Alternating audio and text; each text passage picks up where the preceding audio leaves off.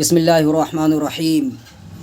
یہ کتاب جو میرے ہاتھ میں ہے منظوم القرآن، اس کو لکھا ہے ڈاکٹر رشید بارابنکوی جو فتح پور کے رہنے والے ہیں۔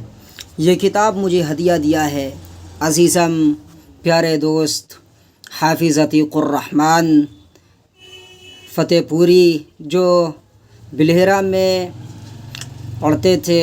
میں عربی پڑھتا تھا اور وہ حفظ پڑھتے تھے، اور کافی انہوں نے عرصہ مادری علم میں گزارا۔ 6 سال میں نے بھی عالمت پڑھی اور پھر وہاں سے میں نے ندوے کا سفر کیا اور 3 سال میں نے ندوے میں پڑھا۔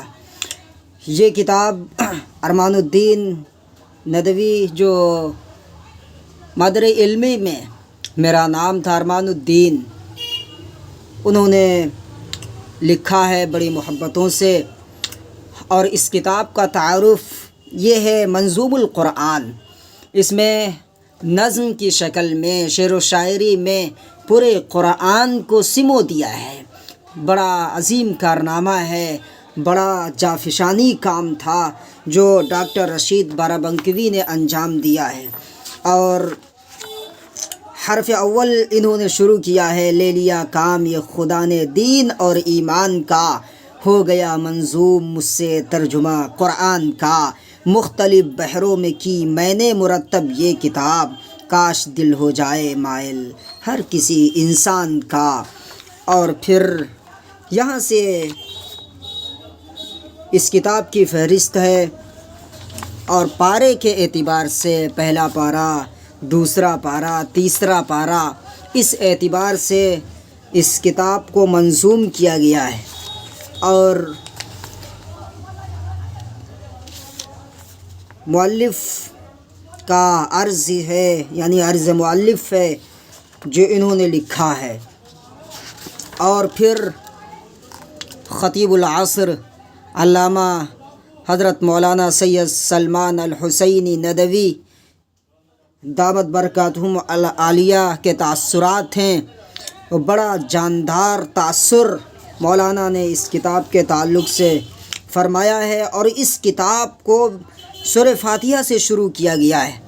اور ایک بات رہ گئی، تقریض حضرت مولانا حبیب صاحب قاسمی، امام و خطیب جامع مسجد قصبہ فتح پور کی ہے، انہوں نے بھی اس کتاب کی تقریض فرمائی ہے، اور اس کتاب کو شروع سورہ فاتحہ سے کیا گیا ہے۔ شروع اللہ کے نام سے جو بڑا مہربان اور نہایت رحم والا ہے۔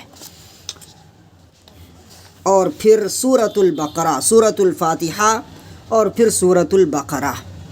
سورۃ البقرہ سے اس کتاب کی شروعات ہے، اور حروف مقطعات یعنی الف لام میم کو ایسے ہی لکھ دیا گیا ہے، اس کا ترجمہ کسی کو نہیں پتہ تو ایسے ہی لکھ دیا گیا ہے۔ ذرا پھر ایک بار نظر ثانی کر لیں۔ بہت جاندار کتاب ہے، اور شاید میری نظر میں اس سے پہلے اس طرح کی کتاب نہیں گزری کہ پورے قرآن کو منظوم کیا ہو کسی نے، نظم کی شکل میں، شعر و شاعری کی شکل میں پورے قرآن کو پیش کر دیا ہے۔ بڑا ہی اچھا کام کیا ہے ڈاکٹر رشید صاحب نے۔ اور یہ کتاب کا لاسٹ ہے سورۃ اللہب، اور پھر سورۃ الاخلاص، اور پھر ادھر سورۃ الفلق، اور پھر سورۃ الناس۔ اور اس کتاب کے ساتھ ایک ایسا کام جو مجھے بے حد ناپسند آیا کہ ڈاکٹر رشید صاحب نے اس میں لاسٹ میں اپنا فوٹو بھی لگا دیا ہے۔ کتاب بڑی شاندار اور جاندار ہے، لیکن فوٹو نے اس کتاب کو نہیں، لیکن ان کی اس کارنامے پر ضرور لوگوں کو کہنے کا موقع مل گیا ہے۔ شیطانی وسوسے جو لاسٹ میں انہوں نے لکھا، باقاعدہ انہوں نے رکوع بھی لکھ دیا ہے، اور آیات بھی ہیں اور اس کے فوائد بھی ہیں اور غالباً اس کے نقصانات بھی انہوں نے بالکل مختصراً لکھ دیا ہے۔